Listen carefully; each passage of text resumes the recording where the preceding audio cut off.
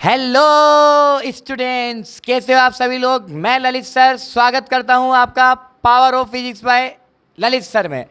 तो प्यारे बच्चों, अपना last topic polar non polar dipole वाला कंप्लीट हो गया था, मॉलिक्यूल्स वाला कंप्लीट हो गया था। आज अपन पढ़ने वाले हैं नया टॉपिक। टॉपिक का नाम है आपका पोलराइजेशन ऑफ डाइइलेक्ट्रिक सब्सटेंस। ठीक है, तो आज अपना जो टॉपिक स्टार्ट होने वाला है वो है पोलराइजेशन ऑफ डाइइलेक्ट्रिक सब्सटेंस। ठीक है, अब पोलराइजेशन ऑफ डाइइलेक्ट्रिक सब्सटेंस का मतलब क्या कि हम किसी भी दो प्लेट्स के बीच में आउटर इलेक्ट्रिक फील्ड होगा, हम बीच में ले जाके कोई ना कोई मीडियम रख देंगे या कोई ना कोई डाई इलेक्ट्रिक स्लेब रख देंगे या कोई ना कोई डाई इलेक्ट्रिक मटेरियल रख देंगे। तो डाई इलेक्ट्रिक मटेरियल को रखने पर दोनों पैरेलल प्लेट्स के बीच में जो इलेक्ट्रिक फील्ड इंड्यूस होता है उसकी वजह से क्या रिजल्टेंट इलेक्ट्रिक फील्ड निकल कर आता है वो अपन कैलकुलेट करेंगे। अब इसमें बताया polarisation of dielectric substance.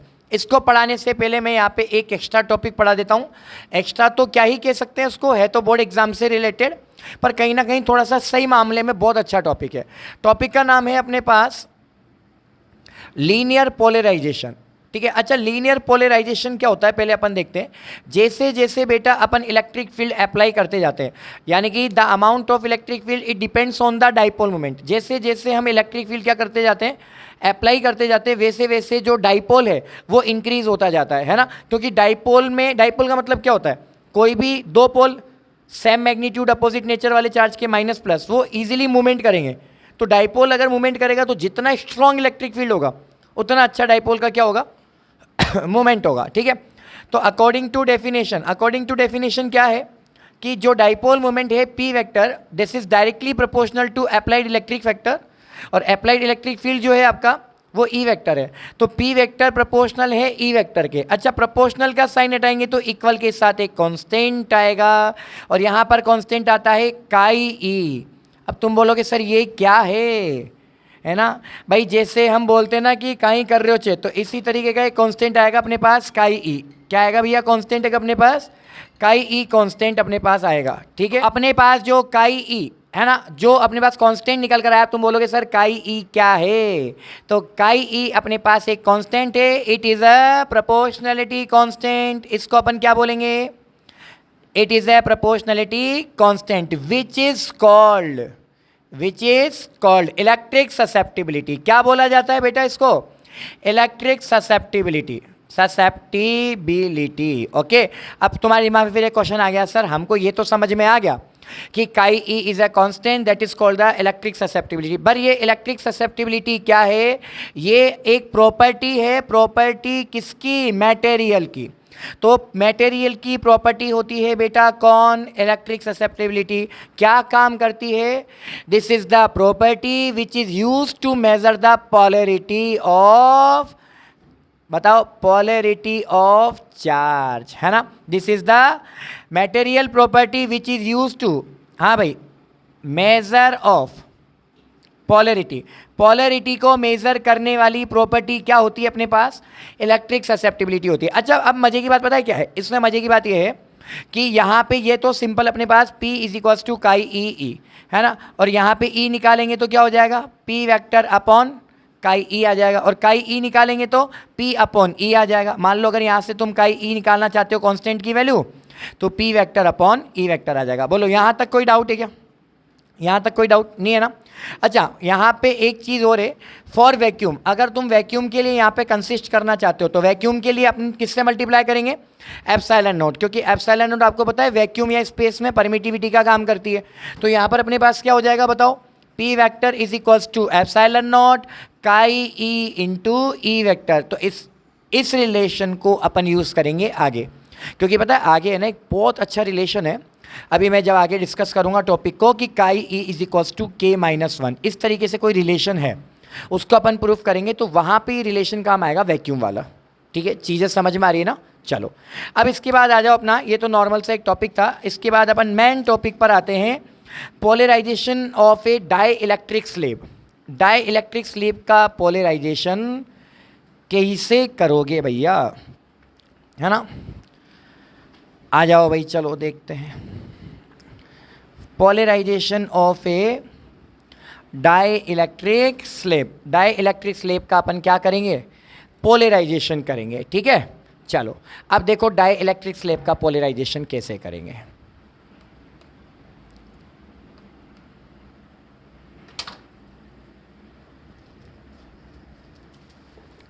Polarisation of a dielectric slab, okay.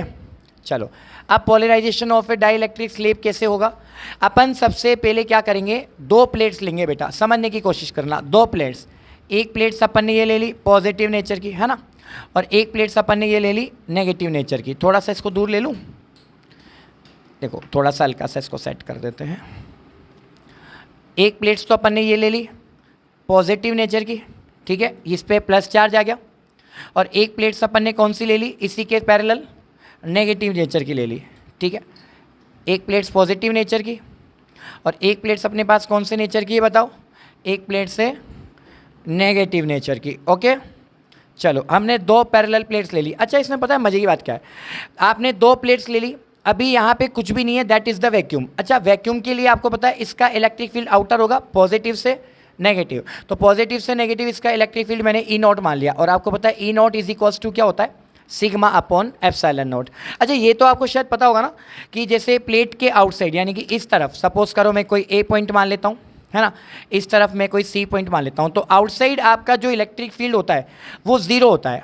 क्यों, क्योंकि आपने फर्स्ट चैप्टर में पढ़ा है कि due to non conducting sheet, है ना, ये क्या है, इस पर जो चार्ज है वो अंदर की तरफ जा रहा है। मैंने बोला था कंडक्टिंग में आउटर सरफेस पे जाता है, नॉन कंडक्टिंग में चार्ज पूरा का पूरा अंदर जाता है ना। कंडक्टिंग और नॉन कंडक्टिंग पता है ना, इंसुलेटर टाइप जो होती हैं चीज़ें, चार्ज आता तो है पर फ्लो नहीं करता, तो इसमें चार्ज अंदर की तरफ जा रहा है। तो एक सिंगल शीट की वजह से इलेक्ट्रिक फील्ड कितना होगा बताओ, एक सिंगल शीट की वजह से सिग्मा अपॉन 2 एप्सिलॉन नॉट। तो आउटसाइड क्या है, दोनों अपोजिट डायरेक्शन में होने की वजह से कैंसिल आउट हो जाते हैं, यही रीज़न है कि आउटसाइड इलेक्ट्रिक फील्ड जीरो होता है। सेम रीज़न यहाँ पर होगा, यहाँ पर भी जो है सिंगल प्लेट की वजह से होगा, भाई एक प्लेट ये रही तो एक प्लेट की वजह से सिग्मा अपॉन 2 एप्सिलॉन नॉट, और अनोदर वाली जो प्लेट है नेगेटिव वाली इसकी वजह से भी सिग्मा अपॉन 2 एप्सिलॉन नॉट।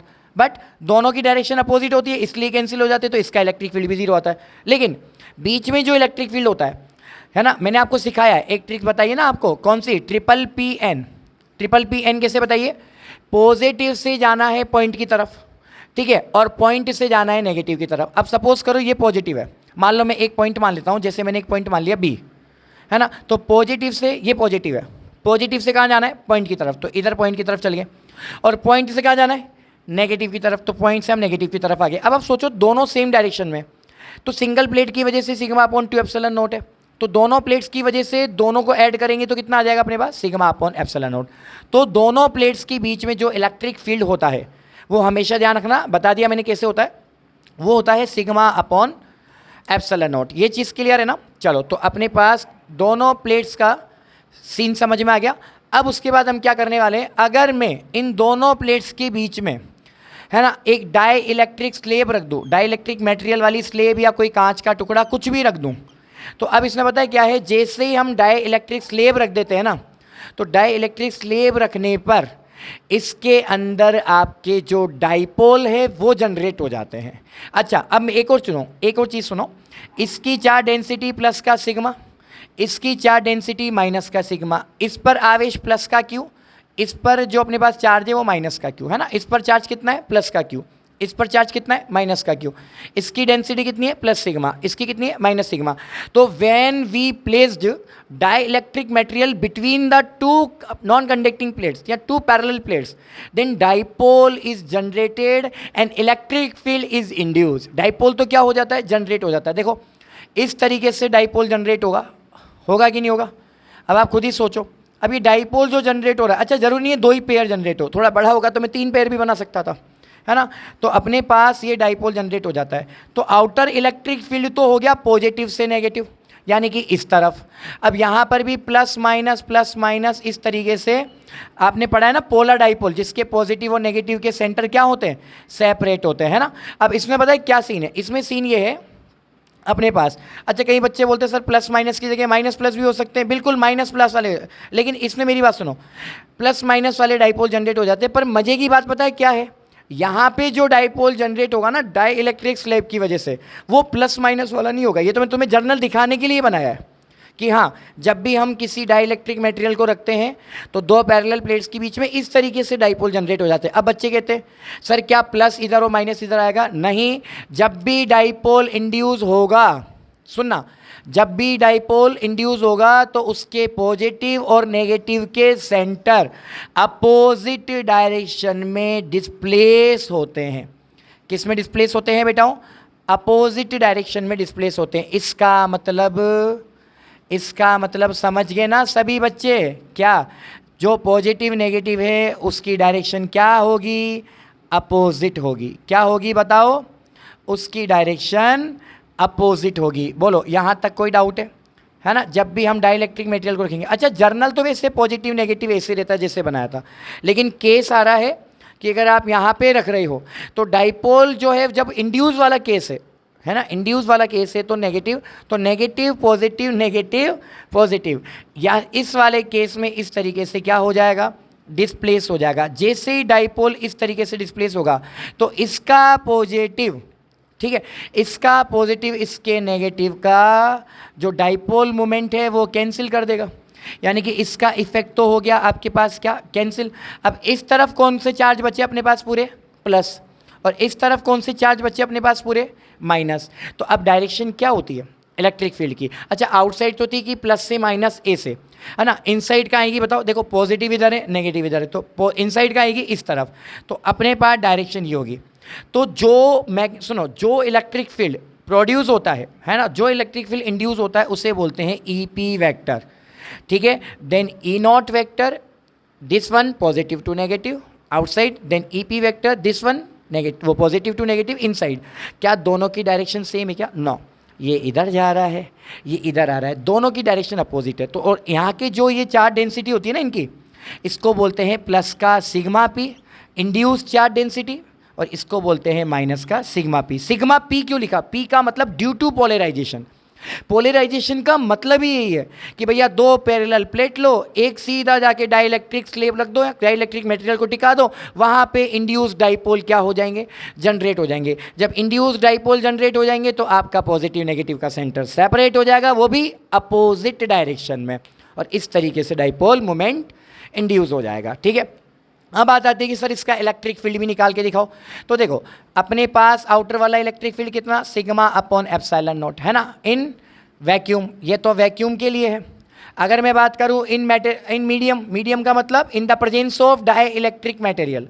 अगर आप डाई इलेक्ट्रिक मटेरियल की प्रेजेंस में लिखोगे तो यहाँ पे क्या हो जाएगा बताओ? ई नोट की जगह ई पी क्या हो जाएगा बताओ? Sigma P upon epsilon not. Same है ना दोनों, बस केवल यहाँ पे चार्ज डेंसिटी का फर्क है। अब यहाँ पर क्या है अपने पास? रिजल्टेंट कैसे निकालेंगे बताओ? रिजल्टेंट अपन निकालेंगे E is equals to E naught minus E P, ठीक है। ई नॉट की value sigma upon epsilon naught, E P की value sigma P upon epsilon naught. अच्छा क्या आ गया एलसीएम बताओ? एप्सिलॉन नॉट आ गया, तो अपने पास क्या हो गया? Sigma minus sigma P. तो रिजल्टेंट जो इलेक्ट्रिक फील्ड आता है वो अपने पास आता है sigma minus sigma P upon epsilon not. तो ये इलेक्ट्रिक फील्ड अपन ने कैलकुलेट कर लिया है। यहाँ तक अगर किसी को डाउट हो तो बच्चा पूछ सकता है ना।